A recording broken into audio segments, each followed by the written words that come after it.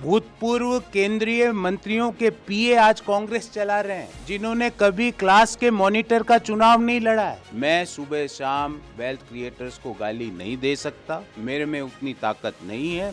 मैं सनातन के विरोध के नारे नहीं लगा सकता और मैं भगवान राम की प्राण प्रतिष्ठा में नहीं जाने वाले पापियों के साथ एक क्षण भी खड़ा नहीं हो सकता। आपको समझ ही नहीं आ रहा है कि देश किस तरफ जा रहा है, वही आप उसी पुराने ढर्रे पे चल रहे हो। जो गौरव वल्लभ कांग्रेस प्रवक्ता होते हुए बीजेपी प्रवक्ता संबित पात्रा से पूछा करते थे 5 ट्रिलियन में कितने जीरो होते हैं, आज वही गौरव वल्लभ बीजेपी में शामिल होने के बाद कांग्रेस नेताओं को नासमझ बता रहे हैं।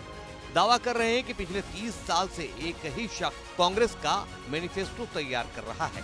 कांग्रेस पार्टी नए लोगों को, नए आइडियाज को हडल करती है। मैंने कांग्रेस पार्टी ज्वाइन करी जब उनके 42 सांसद थे, पर मैंने सोचा देश की सबसे पुरानी पार्टी में नए लोगों की, नए आइडियाज की, एस्पिरेशनल इंडिया के लोग के महत्वाकांक्षा को समझने की ताकत होगी। तो मैं आपको उदाहरण देता हूँ। कांग्रेस पार्टी का मैनिफेस्टो पिछले 30 साल से एक ही आदमी बना रहा है। अगर उस आदमी के आइडिया में दम होता तो कांग्रेस पार्टी 42 और 52 पे थोड़ी आती। कांग्रेस पार्टी, जब मैं कॉलेज में पढ़ता था, जब भी वही आदमी कांग्रेस पार्टी का प्रवक्ता के रूप में टीवी पर डिफेंड करता था, आज भी वो कम्युनिकेशन का प्रभारी बना हुआ।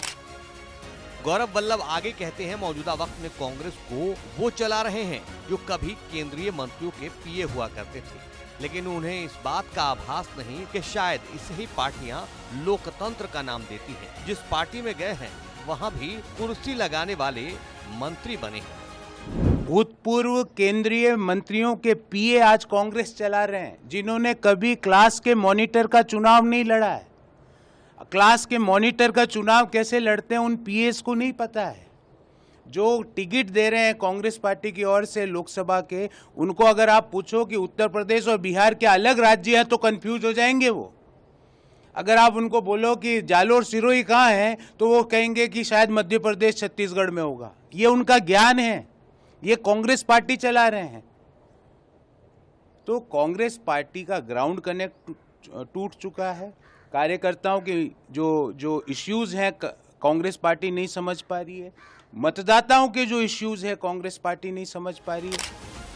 जो गौरव वल्लभ कभी कांग्रेस का गौरवशाली इतिहास बताते गर्व से पूरे नहीं समाते थे, आज सिलसिलेवार तरीके से कारण गिना रहे हैं कि क्यों कांग्रेस छोड़कर बीजेपी में आए। इन्हीं की जुबानी सुनिए। मैं सुबह शाम वेल्थ क्रिएटर्स को गाली नहीं दे सकता, मेरे में उतनी ताकत नहीं है। मैं सनातन के विरोध के नारे नहीं लगा सकता और मैं भगवान राम की प्राण प्रतिष्ठा में नहीं जाने वाले पापियों के साथ एक क्षण भी खड़ा नहीं हो सकता। गौरव वल्लभ का कहना है कि कांग्रेस नए आइडियाज पर काम ही नहीं कर रही है। पुराने ढर्रे में कांग्रेस ने कोई बदलाव ही नहीं किया है। आदमी जो मैनिफेस्टो जिसने बनाया, अगर उसके आइडिया में दम होता तो 42 पे आती क्या? वही न्यूनतम NYAY स्कीम, ये कांग्रेस पार्टी को समझना पड़ेगा। आपको समझ ही नहीं आ रहा है कि देश किस तरफ जा रहा है, वही आप उसी पुराने ढर्रे पे चल रहे हो।